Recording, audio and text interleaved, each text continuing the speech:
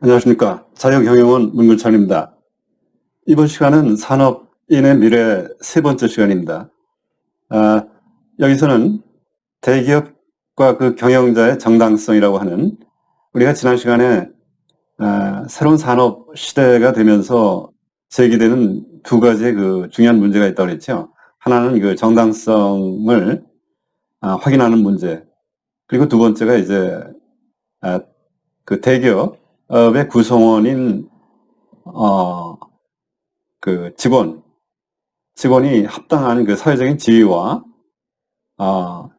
역할을 부여받는 문제, 이렇게 그 두 가지가 드러커가 제기한 산업사회에 있어서의 양대 그 문제라고 이렇게 말씀을 드렸는데, 그 중에 첫 번째 문제는 사회의 하나의 그 핵심적인 중요한 권력으로 부상하게 된 대기업법인의 그 또 경영자. 우리나라 같으면 이제 주로 재벌 총수를 얘기를 하는 거예요.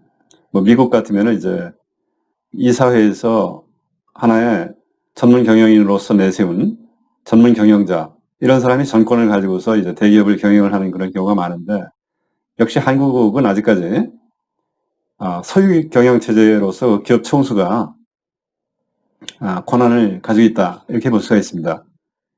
미국처럼 전문 경영 체제가 그럼 좋은 거냐?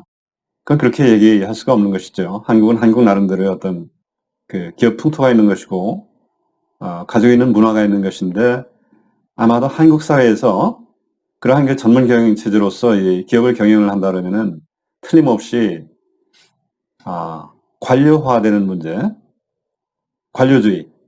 관료주의라는 거는 이제 실질적인 성과보다는 형식 위주의 나중에 책임을 모면하기만 하면 된다라고 하는 이런 것이 만연하면서 무책임한 경영이 이루어지고 하면서 이제 기업이 쇠퇴하게 될 가능성이 10중 8구 더 많다, 그렇게 볼 수가 있기 때문에 한국은 총수 경영이 대기업인 경우에 맞다, 그렇게 사실 볼 수가 있겠습니다. 이 대기업의 정당성 문제, 첫 번째 문제죠.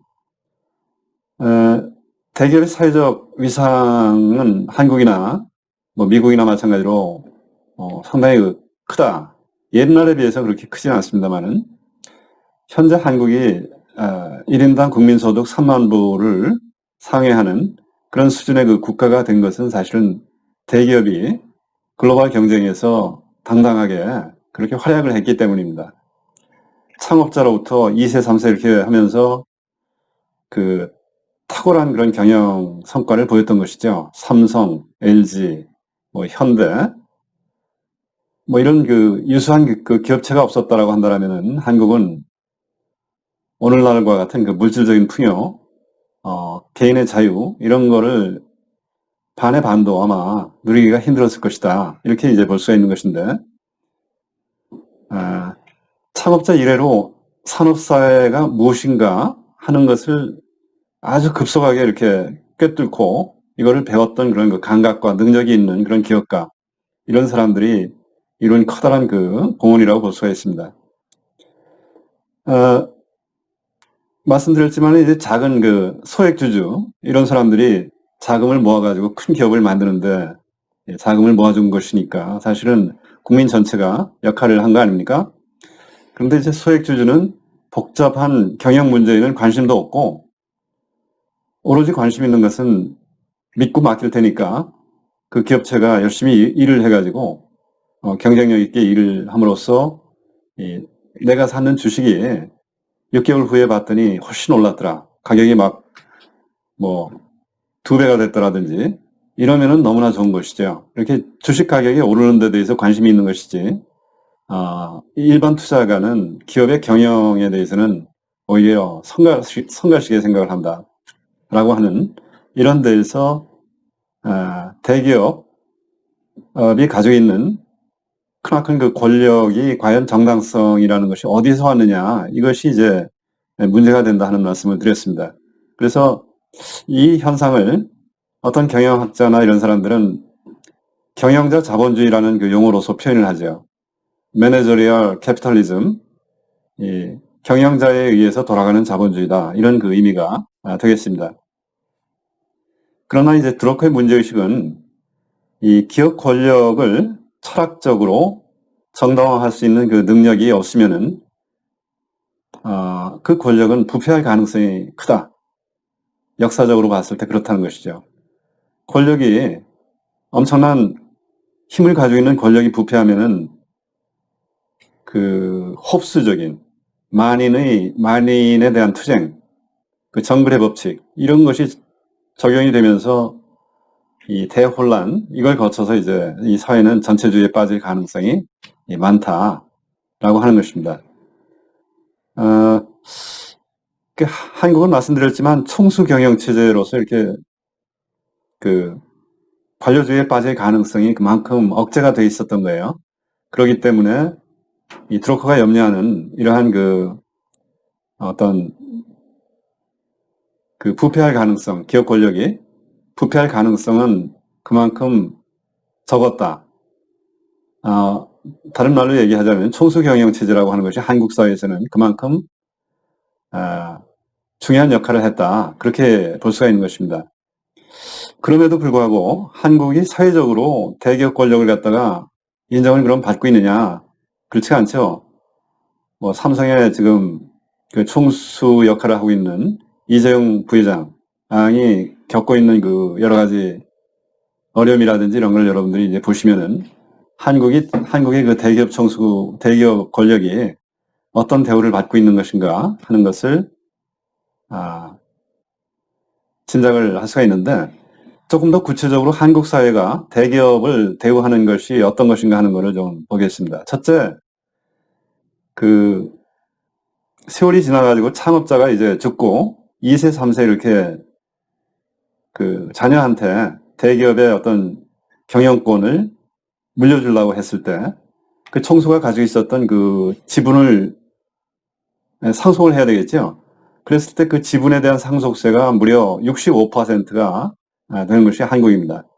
그 얘기는 2세, 3세 승계를 허용하지 않고 이거를 사회에 환원을 해라 하는 얘기하고 마찬가지인데 그 얘기는 주인이 없는 일종의 그 유사 국유화 비슷한 걸 해라. 그 주인이 없다는 얘기는 이제 사실은 정치가나 정치 관료가 통제하는 그 대기업을 만들겠다. 이런 얘기가 되겠죠. 통제권을 대기업 총수로부터 뺏어서 정치권이 이제 갖는다라든지 관료가 갖는 그런 그 대기업을 만들겠다. 그 얘기하고 다를 바가 없는 것이죠. 그랬을 때 미국 같은 사회에서도 전문 경영인이 어떤 그 소유권과 관련이 없는 전문 경영인한테 맡겼을 때 그 관료주의가 만연할 수 있다 하는 그 염려가 있지 않습니까? 그 말씀을 드렸는데 이것이 그것도 아니고 이런 그 주인 없는 그런 상태를 만들었다 했을 때 거기서 나오는 관료주의라고 하는 것은 정말 뻔한 것이죠. 그 결과는 이 황금알을 낳는 한국의 대기업 이거를 교묘하게 배를 갈라서 알을 꺼내서 해체하는 그런 일들이 벌어질 것이다 하는 것은 얼마든지 짐작을 해볼 수 있는 그 결과라고 볼 수가 있겠습니다. 두 번째로 한국처럼 대기업 총수를 그렇게 못살게 이렇게 괴롭히는 나라가 과연 세계의 자유국가 중에 있을까 하는 생각을 해보게 됩니다. 온갖 고소 고발을 다 하죠. 경영이라고 하는 이 자율적인 경영이라 하는 것은 대기업의 경영, 이 자유국가, 자유체제에 있어서의 경영이라 하는 것은 오토노머스하다 하죠. 이 자율적으로 돌아간다 하는 것이 아주 기본 중의 기본입니다. 그거를 외부 사람들이 시시콜콜 모든 거를 들여다보면서 참견해가지고 이것이 법에 맞느냐 안 맞느냐 하면서 이제 고소 고발을 하고 총수를 기소하고 뭐 소액주주의 권리를 대신 찾아주겠다고 하면서 뭐 어떤 그 연대를 만들어가지고 수많은 고소를 하죠. 최근에는 기업 내에 아예 준법감시위원회니 뭐 이런 걸 해가지고 그 기업으로부터 월급을 받아가면서 기업의 자율성을 손상하는 일까지 이 자행이 되고 있습니다. 이건 너무나 사실은 이 자유체제에 대한 정면 거부라고 이제 볼 수가 있는 것이죠. 기업의 자율권 이것이 자유체제의 근간이고 이것은 크게 보자면은 기업이라고 하는 하나의 그 자유체제, 이 엔티티, 이거를 작게 보면 개인까지 나오는 거 아닙니까? 개인까지 이렇게 일추가 될 수 있는 그런 부분이기 때문에 개인의 자유, 즉 자유국가라고 하는 것을 부정하는 그 행위다. 그렇게 볼 수가 있는 것입니다. 그래서 여러분들은 대기업의 총수를 우리나라가 지나치게 좀 괴롭히는 것 같다. 이거는 자유체제를 지금 망가뜨리는 그 일을 하고 있는 것이다. 그렇게 거의 등부로 인식을 하시면 될 것 같기 때문에 제 생각에는 그 애국 운동을 하는 그런 분들은 태극기 들고 이렇게 시위하는 것이 능사가 아니고 이런 실질적인 왜 우리나라는 대기업을 그렇게 못 살게 구느냐 이런 걸 가지고 시위를 한다라든지 해야 오히려 의미가 있고 실질적인 그 효과가 있지 않을까 하는 생각을 좀 해보고 있습니다. 또 세 번째는 법치의 문제를 좀 들 수가 있습니다. 법치라고 하는 것은 평등하게 적용이 되는 것이 법치의 기본 원리거든요. 법에 의한 지배. rule of law라고 그러죠. 그런데 평등한 것이 아니고 아무 법이나 만들어가지고 이걸 불평등하게 A라고 하는 어떤 그 세력을 위해서는 호혜적으로 하고 대기업에 대해서는 옥죄고 이런 식으로 편파적으로 하면은 이거는 rule of law가 아니고 이것은 rule by law라고 그래가지고 이 법도 아닌 법을 만들어서 일종의 그 실정법이라 하는 것이죠. 만들면 다 실정법이다. 그러니까 이건 법치다. 이게 아닙니다. rule of law라고 했을 때 그 법은 자연법적인 공평무사한 사람이 상식적으로 생각했을 때 이것이 바로 법이지. 여태까지 우리가 유구한 그 전통을 통해 가지고 법체계, 자유체제를 만들었었던 그 근본이 되는 그 흐름, 이 자연법, 이거에 맞는 이치에 합당한 그런 법에 의해서 공평하게 이렇게 통치가 되는 이것이 이제 법치라고 하는 것인데 한국은 아무 법이나 만들어 놓고 이거를 지키는 것이 법이다. 이런 식으로 이제 법조에서도 그렇게 생각을 하는 그런 시대가 돼버렸어요.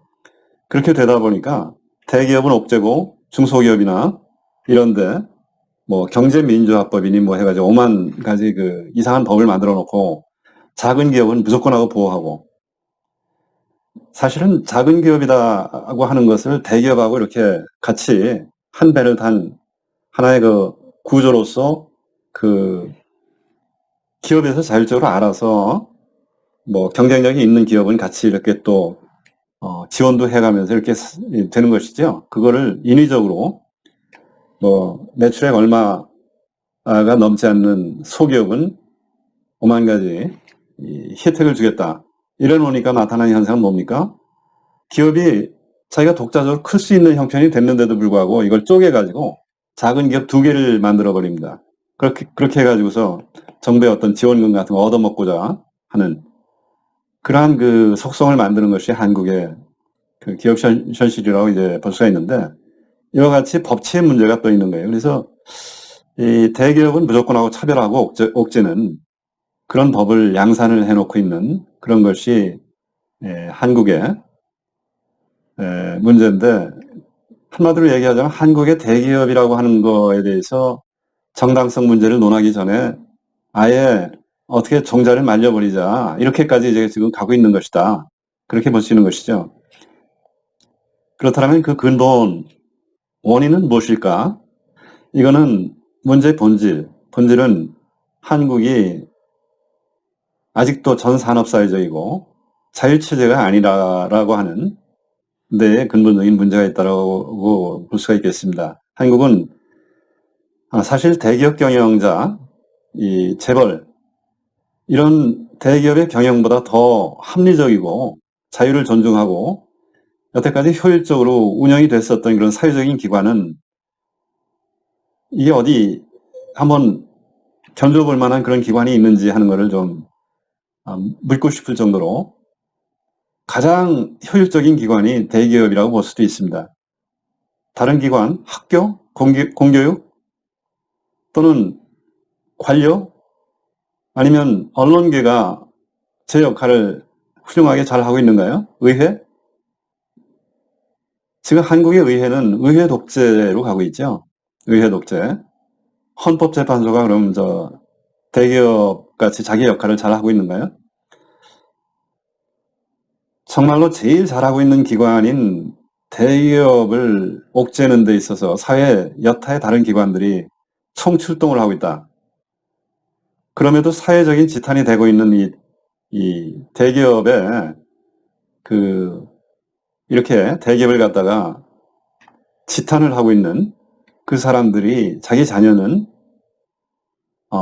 어떻게 해서든지 대기업에 보내고 싶어하는 이 모순, 이것이 한국 사회의 그 대기업의 정당성하고 관련된 문제이기 때문에 드러커가 염려하던 그 정당성하고는 그 단계까지는 가지도 못한 것이 사실은.